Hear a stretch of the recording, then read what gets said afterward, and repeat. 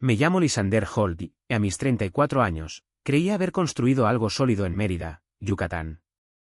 Mi familia, de ascendencia británica, se había asentado en la península desde los años 60, y aunque conservábamos el apellido, llevábamos décadas integrados al tejido empresarial de la ciudad. Trabajaba como consultor de marketing desde hacía 8 años, abriéndome paso con puro esfuerzo hasta ganarme una reputación que abría puertas en todo el sureste mexicano. Mi esposa, Serafina, y yo vivíamos en una casona colonial restaurada cerca del Paseo de Montejo, y en verdad pensaba que estábamos forjando una vida juntos, de esas que se presumen en las reuniones familiares y los eventos de networking.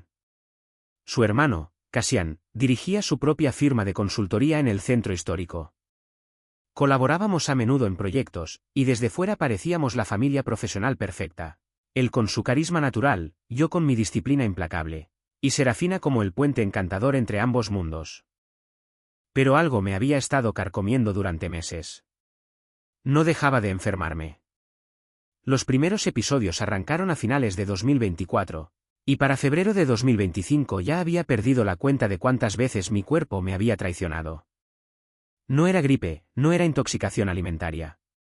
Eran ataques que me llevaban al Hospital Regional de Alta Especialidad de la península de Yucatán con náuseas brutales, mareos que me hacían tambalear, y palpitaciones tan fuertes que sentía que el pecho me iba a estallar.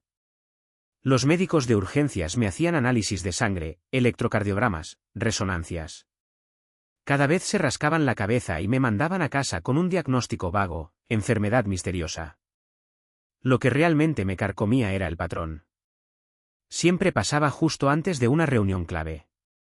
Había perdido 3 presentaciones importantes en 4 meses, incluyendo una propuesta decisiva para Industrias Peñafiel, un contrato de manufactura que valía más de 10 millones de pesos al año.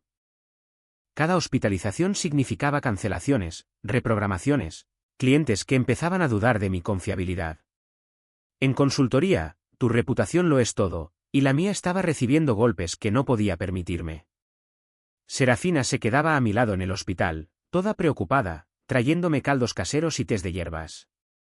Tal vez es estrés, mi amor, me decía, acariciándome el cabello. Has estado presionándote demasiado. Cassian también aparecía, moviendo la cabeza con simpatía. Compa, de verdad necesitas bajarle el ritmo. Esta cosa de workaholic te va a matar. Pero yo ya no tragaba esas palabras tan fácil. El patrón se volvió imposible de ignorar. Me sentía bien, asistía a una comida familiar o a una reunión de negocios que Serafina había organizado, y en cuestión de horas estaba doblado de dolor. Los doctores seguían sugiriendo desde ansiedad hasta condiciones autoinmunes raras, pero yo había sido saludable toda mi vida adulta. Esto era otra cosa. Aquella mañana de domingo de febrero de 2025 lo cambió todo. Cassian había organizado uno de sus elegantes brunches en su residencia del centro histórico, eventos de networking disfrazados de reuniones familiares, donde la élite meridana tomaba mimosas, comía huevos motuleños y cerraba tratos entre charlas sobre desarrollos inmobiliarios. Normalmente disfrutaba esos eventos, pero llevaba toda la semana temiéndole a este. Algo en mi interior me decía que tuviera cuidado, y para entonces ya había aprendido a escuchar esa voz. El clima era perfecto, cálido, pero sin la humedad agobiante que llegaría después. La casa de Cassian zumbaba con conversaciones. Funcionarios del ayuntamiento se mezclaban con vicepresidentes de bancos y desarrolladores. Yo estaba discutiendo una posible asociación con un ejecutivo de la Junta de Turismo cuando Serafina apareció a mi lado con 2 tazas de porcelana en platillos a juego. Tu café, cariño, dijo, con una sonrisa que no llegaba del todo a los ojos. El aroma me golpeó de inmediato, tostado, rico, oscuro, pero debajo, algo más. Algo metálico, punzante, que hizo que mis fosas nasales se dilataran como si olieran peligro. Tomé la taza, asintiendo en agradecimiento, pero cada instinto que había afilado en 8 años leyendo personas y situaciones me gritaba que retrocediera. Esto ya no era paranoia. Era supervivencia. Me quedé ahí, sosteniendo la taza, viendo el vapor subir del líquido oscuro mientras mi mente corría. El olor metálico era tenue, pero inconfundible, como monedas en agua o sangre con cobre. En mi trabajo aprendes a confiar en tus tripas cuando algo huele mal. Y esto olía muy mal. Serafina se había alejado para charlar con la esposa de un regidor, riendo con esa risa suya que resonaba en el vestíbulo de mármol. Parecía relajada, despreocupada. Pero noté algo, no había tocado su propio café, a pesar de llevar una taza idéntica. Ese detalle se me clavó como una astilla. La conversación seguía a mi alrededor, la nueva terminal de cruceros, la casa de alguien en Celestún. Yo asentía, sonreía, interpretaba el papel, mientras calculaba mi siguiente jugada. Años negociando con clientes de alto riesgo me habían enseñado paciencia y estrategia. Si tenía razón, necesitaba pruebas, no solo sospechas. Cassian apareció a mi lado, con su sonrisa confiada de siempre. A los 36, era el chico dorado de los Vargas, alto, carismático, con ese encanto que abría puertas en los círculos de los viejos ricos de Mérida. Había construido su firma con conexiones familiares y fondos fiduciarios, mientras yo me había abierto paso con pura competencia.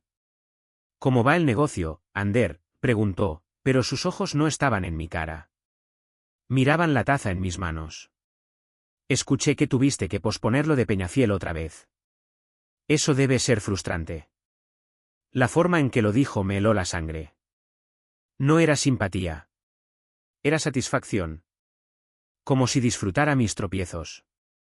Sí, bueno, la salud es lo primero, respondí, manteniendo la voz neutra. Aunque es curioso cómo estos episodios siempre pegan en los peores momentos. Algo parpadeó en su expresión. Solo un segundo, pero lo vi. Culpa, tal vez. O miedo. Eso es solo mala suerte, dijo rápido. Deberías ver a un especialista. Quizás en el Ángeles o en el Instituto Nacional en Ciudad de México. Levanté la taza hacia mis labios, observándolos a ambos por el rabillo del ojo. Serafina había detenido su conversación a media frase y me miraba fijamente. La mandíbula de Cassian se tensó. Los dos esperaban algo. Ahí fue cuando hice mi jugada. Había hecho teatro en la universidad antes de cambiarme a negocios, y algunas cosas no se olvidan. Con un giro fluido, como si solo ajustara mi postura, usé a un mesero que pasaba como cortina. En ese instante de distracción, intercambié mi taza con la de Serafina, que había dejado en una mesa auxiliar, distraída en su charla. 3 segundos. Nada más. Cuando el mesero pasó, yo sostenía una taza idéntica, pero esta olía a café de verdad. Rico, aromático, normal. Sin ese filo químico que hacía gritar a mis nervios. Tomé un sorbo largo, deliberado. Sabía exactamente cómo debía, tostado oscuro, con un toque de achicoria, el favorito de Cassian. Excelente café, le dije, tomando otro trago. ¿De dónde lo sacas? Oh, un tostador local del centro, respondió, pero su atención estaba partida. Miraba a Serafina, que seguía vigilándome, esperando. Pasaron 15 minutos. Me moví entre los invitados, hablé de colaboraciones, felicité joyas, actué normal. Pero el aire había cambiado. Cassian revisaba su Apple Watch cada pocos minutos. Serafina se excusó y empezó a abrirse paso hacia nosotros, con la sonrisa cada vez más tensa. 20 minutos. 25. Entonces Serafina cometió su error. Tomó su taza, la que yo había tenido al principio, y dio un trago grande, sin dudar. Debía pensar que yo ya había bebido, que ahora era segura. O estaba demasiado nerviosa para pensar. El efecto fue inmediato. Su rostro palideció, luego se sonrojó. Intentó dejar la taza, pero temblaba tanto que la porcelana chocó contra el mármol. Yo no me siento, empezó. Y se dobló, como si la hubieran golpeado en el estómago. Todo el salón se giró cuando mi esposa de 4 años cayó de rodillas sobre la alfombra persa de Cassian, vomitando con violencia. El maquillaje corría en ríos negros. Jadeaba entre arcadas. Serafina, gritó Cassian, corriendo a su lado. Pero no era pánico de cuñado. Era terror puro, el de alguien viendo su plan desmoronarse en vivo. Ya tenía el iPhone afuera, grabando. Nadie notó en el caos. El audio era perfecto, cada jadeo, cada palabra. ¿Qué le pusiste?, resolló Serafina, mirando a su hermano con ojos desorbitados. Dijiste que la dosis era... Cállate, siseó Cassian, mirando alrededor. Cállate. Pero ella ya no podía. El dolor la había desarmado. El contrato de Peñafiel, jadeó entre vómitos. Estábamos tan cerca. ¿Por qué no se muere de una vez? Las palabras quedaron suspendidas en el aire. Incluso a través de su agonía, Serafina se dio cuenta de lo que había dicho. Sus ojos encontraron los míos al otro lado del salón, abiertos de horror. Pero ya era tarde. Mi teléfono lo había capturado todo. Los invitados retrocedían. Una señora de la sociedad histórica buscaba su teléfono, seguramente marcando al 911. El asistente del alcalde estaba congelado junto a las puertas francesas, con la copa aún en la mano. Cassian intentaba susurrarle algo a Serafina, pero ella convulsionaba. Su vestido de diseñador estaba empapado de sudor y bilis. Lo que sea que me habían estado dando estaba hecho para causar sufrimiento máximo. «Llamen una ambulancia», dije en voz alta, aunque alguien ya lo había hecho. Me arrodillé junto a ella, calmado. ¿Qué tomaste, Serafina? Los doctores necesitan saber. Me miró, con lágrimas corriendo. Lisander, lo siento, nunca quisimos, mantuve el teléfono grabando, capturando su rostro y el pánico de Cassian. ¿Las dosis eran más pequeñas?, jadeó. Solo para enfermarte, perder las reuniones, el contrato de Peñafiel. Cassian le agarró el brazo. Sera, cállate, no digas nada hasta que tengamos un abogado. Pero el dolor hace honesta a la gente. Las guardábamos en la caja fuerte de su oficina, continuó, ignorándolo. Muestras farmacéuticas, de su amigo en Cofepris, todo encajó. Cassian tenía contactos en la Comisión Federal para la Protección contra Riesgos Sanitarios. Usaban compuestos experimentales, muestras de pruebas industriales no destinadas a humanos. Por eso los médicos no encontraban nada. No buscaban químicos de investigación de punta. La ambulancia llegó en minutos. Me acerqué a la paramédico líder, una mujer de ojos firmes. Necesito decirle algo importante, dije, mostrándole el teléfono. Mi esposa acaba de confesar que me envenenó durante meses. Ingirió la misma sustancia hoy por accidente. Tengo la grabación.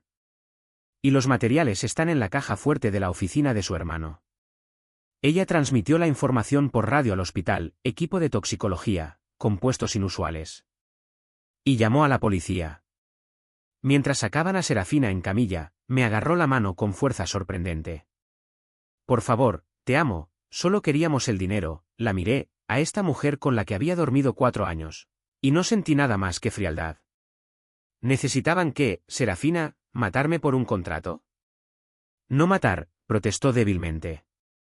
Solo hacerte poco confiable, para que Peñafiel fuera con Cassian, tenía todo grabado.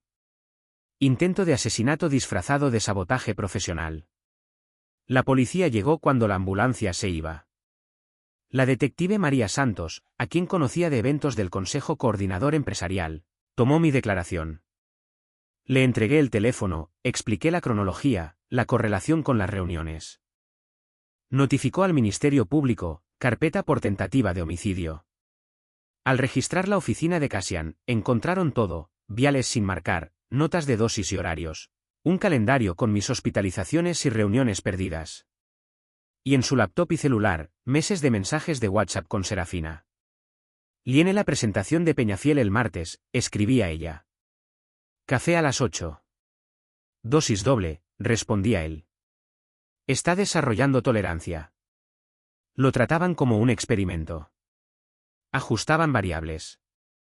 Monitoreaban resultados. El reporte toxicológico confirmó trazas de 3 compuestos en mi sangre, incluyendo un disruptor neural que explicaba la niebla mental en reuniones. Serafina había recibido una dosis masiva. Suficiente para colapsar. El juicio fue un escándalo en Mérida. Evidencia abrumadora, audio, mensajes, viales, registros médicos. La defensa argumentó que nunca quisieron matarme, solo enfermarme.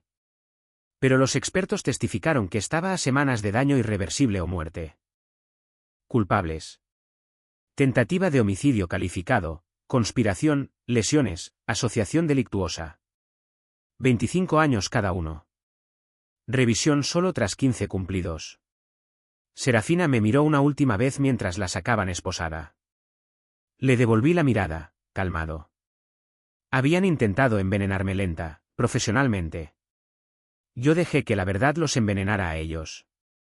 3 meses después, en mayo, recibí una llamada. Roberto Peñafiel, director de Industrias Peñafiel. He seguido el caso, ¿le interesa reprogramar esa presentación? Casi me reí. Mi reputación no es exactamente un buen cartel ahora. Al contrario, dijo.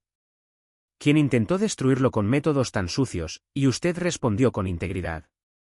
Eso es lo que queremos. La reunión fue en Monterrey. No solo me dieron el contrato original, sino que lo subieron a 12,5 millones anuales. Y me presentaron a su red matriz. Para julio, manejaba marketing para 5 empresas con facturación combinada de 30 millones. Moví mi oficina a un espacio renovado en el centro, contraté 2 asociados, empecé a rechazar clientes. Vendí la casona colonial. Demasiados recuerdos tóxicos. Me mudé a un loft moderno. Algunas amistades no sobrevivieron al escándalo, pero aprendí a valorar calidad sobre cantidad. Lo más inesperado, me invitaron a hablar en conferencias sobre gestión de crisis e integridad bajo presión. Mi primera charla fue en la cumbre empresarial de la península. La respuesta fue abrumadora. Después, la Cámara Nacional me pidió ser orador principal en su conferencia anual de líderes en Mérida. En una tarde cálida de finales de agosto, me senté en el balcón de mi loft con vista al centro histórico, revisando notas para la charla. Mi teléfono vibró, un cliente confirmando una campaña de 3,2 millones pesos. Las cuentas de la justicia son raras. Intentaron robarme 10 millones destruyendo mi salud y reputación. Terminaron dándome casi 30 millones al año en oportunidades. Habían envenenado mi café y mi carrera. El antídoto fue la verdad. Mientras el sol se ponía sobre las torres coloniales, pensé en cómo la vida puede dar un giro en 6 meses. De un café sospechoso en un brunch a construir la práctica de consultoría más exitosa de la historia reciente de Mérida. La mejor venganza no son planes ni emociones. Es convertirte en quien estabas destinado a ser, a pesar de quienes intentaron destruirte. El éxito con integridad se multiplica. El engaño colapsa. A veces, el antídoto más fuerte contra el veneno no es la justicia. Es la paz de saber que sobreviviste para contarlo.